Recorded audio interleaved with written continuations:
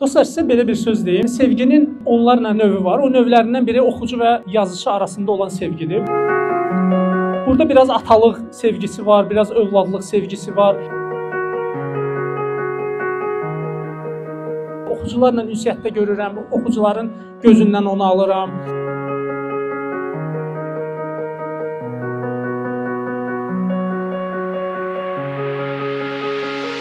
Naxçıvanı sevdim. Mənim ilk səfərimdir. Azərbaycan oxucusu qədir bilən oxucudur və öz yazarına tamam başqa cür bağlanır.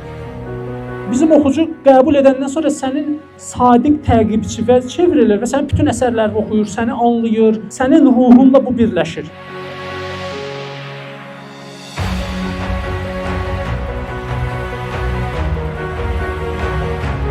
Bəzən soruşuram, bu kitabda məsələn sənə təsir edən məqam, hansı sətir, hansı söz.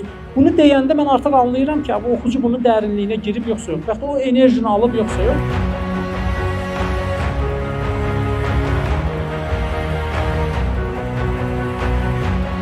Yazışı inkişaf elədikcə oxucu da inkişaf edir. Bu şəhərdəni anladı, reysləri yazım, reysləri anladı, xəyalların sonundakı evi yazım, Abadonu yazım, Abadonun ikinci hissəsini yazım. Çox sağ olun, minnətdaram, təşəkkür edirəm hər birinizə.